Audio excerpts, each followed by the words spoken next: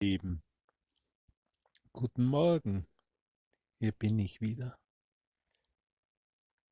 Ganz ein neuer Morgen heute.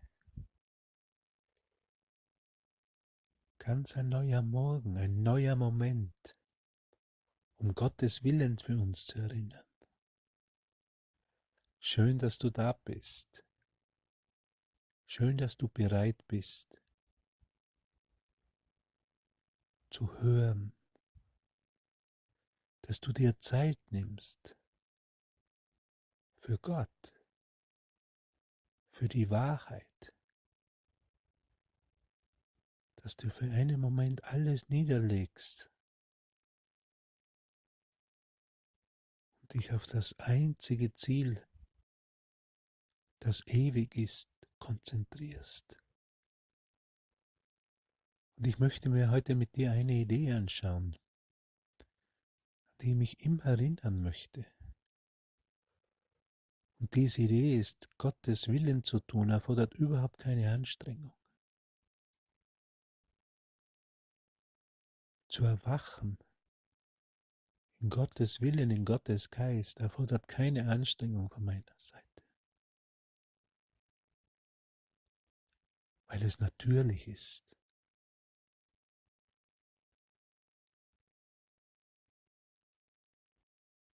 Weil es das Einzige ist, was natürlich ist.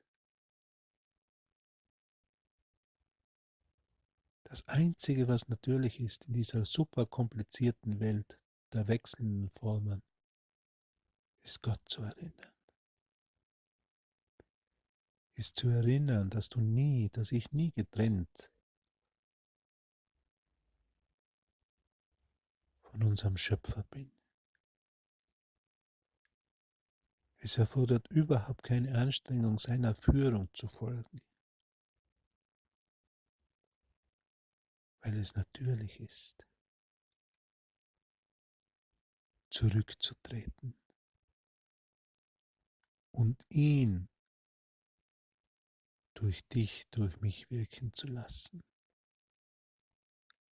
Es ist ganz natürlich.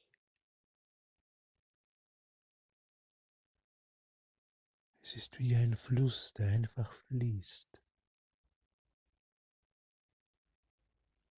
Das unnatürlich ist, meinen eigenen Willen tun zu wollen, meine eigenen Ziele zu haben, getrennt von der Liebe. Wenn ich das tue, bin ich nicht in meiner natürlichen Umgebung. Und alles, was ich dann tue, erfordert Anstrengung und erzeugt Spannung. Ich bin nicht in meiner natürlichen Umgebung. Meine natürliche Umgebung ist eine der Gnade. In diesem Zustand der Gnade, des Empfangens,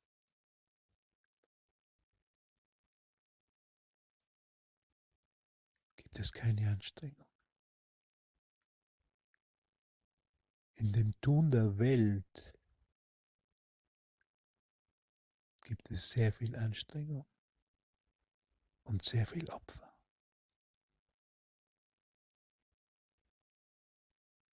Bist du auch müde? Würde dich Jesus fragen, bist du auch müde von dieser Welt? Bist du auch müde von dieser Anstrengung? Bist du auch müde, nicht in deiner natürlichen Umgebung zu sein? Wenn du nicht zu Hause bist, ist alles unnatürlich. Und als Helena Jesus einmal gefragt hat, und warum brauchen wir denn diesen Kurs, dann hat er geantwortet, weil die Welt müde ist. Müde, dasselbe Versteckspiel zu spielen, immer und immer wieder in allen Formen. Müde, Sicherheit zu finden, wo es keine gibt. Müde von diesen kurzlebigen Beziehungen. Müde von einer Welt, die nur gibt, um wieder wegzunehmen.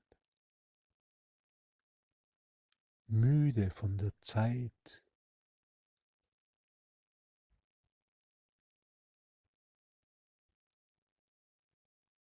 immer in der Vergangenheit im Geist zu sein oder immer Ideen auf die Zukunft zu projizieren. Kannst du fühlen, wie das dich müde macht? Ich schon. Wenn ich das tue in meinem Geist, dann bin ich sehr müde. Wenn ich nicht sage, Vater, ich gebe dein Leben dir, ich gebe mein Leben dir, damit du es führen kannst. Ich habe keine Ahnung, ich habe keine Verwendung, außer für die Erlösung,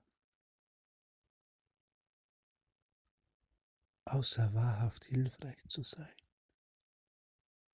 und dich hier zu vertreten, zurückzutreten und dich zu vertreten. Wenn ich vergesse, dass meine einzige Funktion hier in der Welt ist, nur wahrhaft hilfreich zu sein, und dass ich selber keine Ahnung habe, was das heißt, sondern es wirklich nur empfangen kann. Den zweiten Platz einzunehmen, nicht mehr selbst sein eigener Lehrer zu sein, nicht mehr Gott spielen zu wollen. Gott spielen zu wollen macht so müde. Sein Leben ohne Gott führen zu wollen, diesen sinnlosen Zielen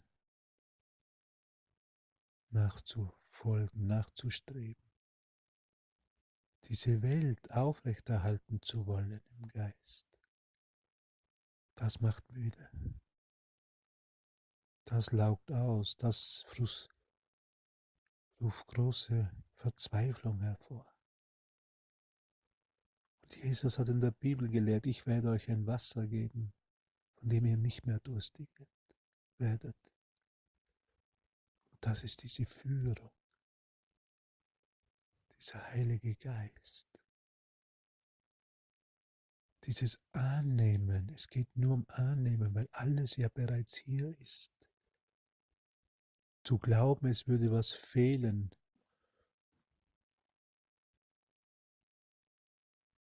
und diesen fehlenden Teil müsste ich jetzt finden, den müsste ich jetzt mir erarbeiten. Das ist, was müde macht. Die Vollkommenheit der Schöpfung, das Ganzsein anzuerkennen, ist doch was Leichtes. Alles ist mir bereits gegeben.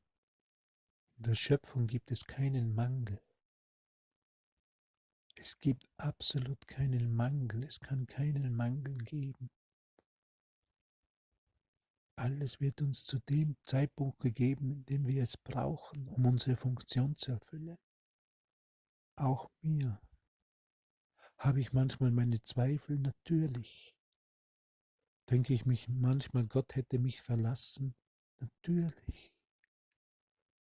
Macht mir das Teil Angst, mich vollkommen auf Gott einzulassen? Natürlich. Um meine Pläne loszulassen? Ja. Habe ich eine andere Wahl? Nein. Weil da alles andere mich einfach zu müde macht. Weil es unnatürlich ist. Und wenn ich einmal die Erfahrung gemacht habe, dass es einen anderen Weg gibt, dass Gottes Wille, den zu tun, überhaupt keine Anstrengung erfordert, dann werde ich immer gewisser in meiner Botschaft. Dann werde ich immer gewisser im Annehmen. Dann werden die Zweifel immer weniger. Sie kommen wieder. So wie Jesus im Kurs sagt, die Zweifel, sie kommen und sie vergehen und sie kommen wieder. Aber lass sie kommen. Lass sie kommen und trete zurück und nimm die Wahrheit an. Lass dir Gottes Gewissheit schenken. Lass dir seine Zuversicht und seine Freude wieder schenken. Und dieses Schenken zu lassen erfordert keine Anstrengung. Mach mich nicht müde. Ich will mich heute erinnern, dass ich mir alles schenken lasse. Alles.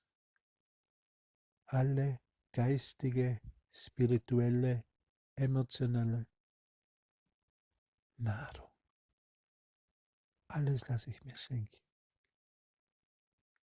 Ich bin eins mit meinem Vater. Und deshalb habe ich das Recht auf Wunder. Ich habe das Recht, mir alles schenken zu lassen, ohne Anstrengung, im ewigen Fluss der Schöpfung, im ewigen Fluss des Annehmens. Danke, meine lieben Brüder, danke, dass du bereit bist, anzunehmen, deine Hände aufzumachen und einfach nur anzunehmen, dass du bereit bist, zurückzutreten, dass du bereit bist, heute diese Leichtigkeit, Gottes Willen zu tun, zu erfahren. Wie schön, dass wir uns hier in dem treffen können, in dieser Leichtigkeit. Und wenn es einmal schwer wird und wenn es mal eng wird, dann können wir immer wieder zurücktreten, immer wieder erinnern, Gottes Wille für mich ist vollkommenes Glück. Ich lasse mich heute beschenken. Ich lasse mich heute von ihm beschenken. Ich will es nicht mehr auf meine eigene Faust machen. Ich lasse mich beschenken. Ich trete zurück. Ich lasse mich überraschen. Heute ist der Tag dazu. Danke, meine lieben Brüder. Seid gesegnet. Und danke für deine Geduld mit mir und für all dein Sein. Du bist meine Liebe, du bist meine Hoffnung, du bist die Schönheit des Herzens. Seid gesegnet und ich umarme dich und wir sehen uns in einem Moment. Danke.